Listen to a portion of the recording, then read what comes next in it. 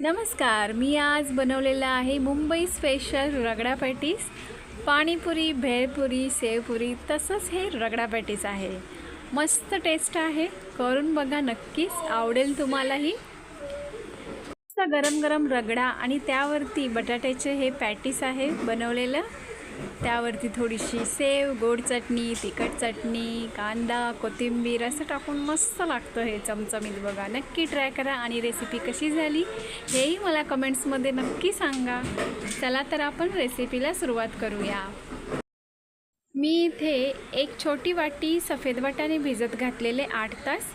त्याचे हे भिजून एवढे वाटाणे झालेले आहेत. जवळजवळ एक अर्धा मोठा वाटी आहेत हे वाटाणे. चांगले भिजवून घ्यायचे आहेत. बटाटा घेतलेला आहे, तोही आपण रगडा तयार करताना घालणार आहोत.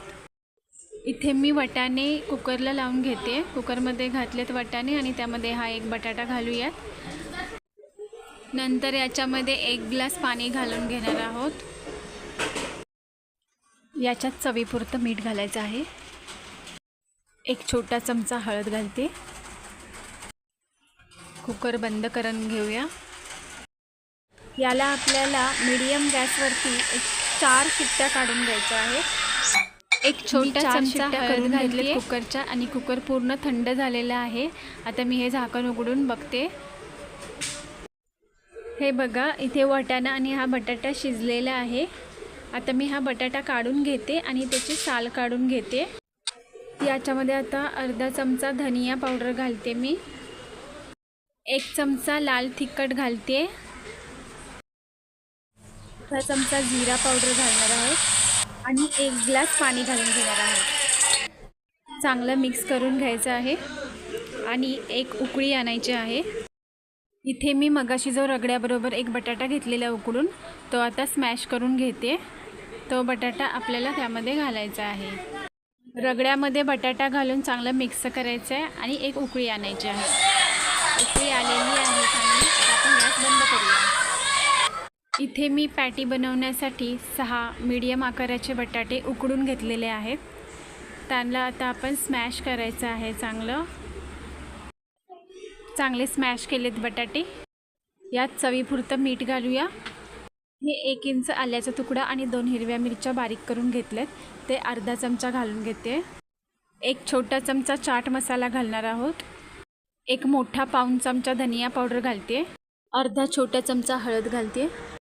1 मोठा चमचा तांदळाचं पीठ घालते बाइंडिंगसाठी. याच्याऐवजी तुम्ही कॉर्नफ्लॉवर किंवा ब्रेड क्रम्स वापरू शकता. कोथिंबीर बारीक चिरलेली घालते, थोडी जास्त घाला. सर्व आपण हाताने व्यवस्थित मस्त मिक्स करून घेणार आहोत. छान त्याचा गोळा बनवून घ्यायचा आहे. असं हाताने मिक्स करून घेतलं मी. आता आपण या मिश्रणाच्या पॅटी बनवून घेणार आहोत. असं थोडंसं मिश्रण हातावरती घेऊन त्याला गोल फिरून व्यवस्थित थोडासा दाब द्या आणि त्याला साईडने व्यवस्थित शेप द्या आणि अशा पद्धतीने एक पॅटी बनवून घ्यायच्या आहेत. अशा पद्धतीने आपण सर्व पॅटी बनवून घेणार आहोत. इथे मी सर्व पॅटी बनवून घेतलेल्या आहेत. 7 पॅटी तयार झालेल्या आहेत. गरम करायला ठेवलं आहे. आपण पॅटी भाजून घेणार आहोत. त्यासाठी थोडंसं तेल टाकूया. 4 चमचे तेल टाकलं आहे मी इथे. तेल चांगलं गरम झालं की आपण या पॅटी भाजून घेणार आहोत. व्यवस्थित तेलामध्ये छान भाजून घ्यायचं.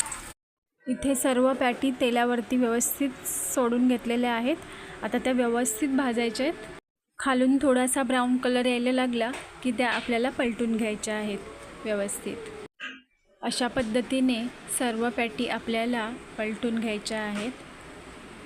सर्व व्यवस्थित भाजून झालेले आहे. आता आपण याला डिशमध्ये काढून घेऊयात. डिशमध्ये सर्व पॅटी काढून घेतलेल्या आहेत. बघा कशा छान दिसत आहेत. छान कलर आला आहे त्यांना. आता आपण खाण्यासाठी प्लेट तयार करूयात. इथे मी एका डिशमध्ये रगडा काढून घेतलेला आहे थोडासा. त्याच्यावर आपण या ज्या आलू पॅटी केलेल्या आहेत त्या ठेवणार आहोत.